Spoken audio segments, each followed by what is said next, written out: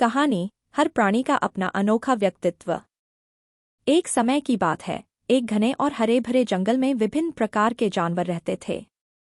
जंगल में सभी जानवर मिलजुल कर रहते थे और एक दूसरे की मदद करते थे। शेरू शेर जंगल का राजा था और अपनी ताकत और न्यायप्रियता के लिए जाना जाता था। मीठू तोता बहुत बातूनी और बुद्धिमान था। उसकी आवाज़ बहुत मीठी थी और वह हर किसी के साथ घुल मिल जाता था। चीकू खरगोश बहुत तेज दौड़ता था और हमेशा नई जगहों की खोज में रहता था। उसकी चंचलता और चतुराई के कारण सभी उसे पसंद करते थे। बबलू भालू बहुत ही शांत और धैर्यवान था। वह बड़ी ही धीमी गति से चलता था, लेकिन उसकी समझदारी और सहनशक्ति की कोई तुलना नहीं थी। एक दिन जंगल में एक बहुत बड़ा मेला लगा। उस मेले में विभिन्न प्रकार की प्रतियोगिताएं आयोजित की गईं, जैसे दौड़, गाना, कहानी सुनाना और ताकत की प्रतियोगिता। इन प्रतियोगिताओं में सभी जानवरों ने भाग लिया।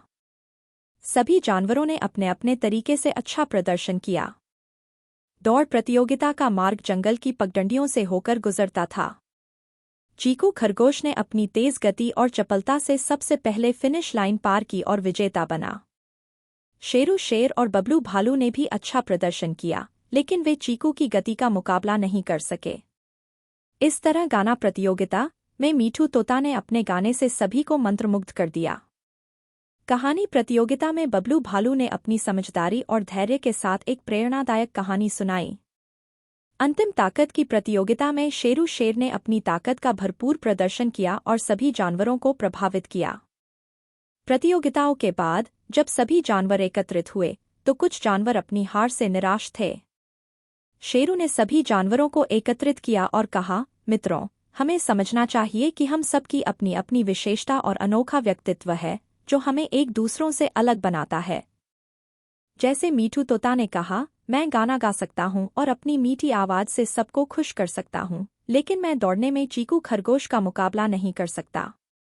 चीकू खरगोश ने कहा, मैं बहुत तेज दौड़ सकता हूँ, लेकिन बबलू भालू की तरह शांत और धैर्यवान नहीं हो सकता। बबलू भालू ने मुस्कुराते हुए कहा, मैं धीमा चल सकता हूँ, लेकिन मेरी समझदारी और सहनशक्ति मुझे विशिष्ट बनाती है।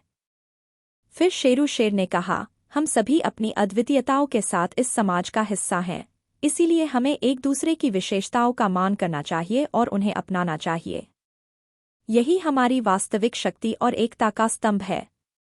शिक्षा। हर प्राणी का अपना अनोखा व्यक्तित्व होता है, इसीलिए हमें एक दूसरे की विशेषताओं का सम्मान करना चाहिए।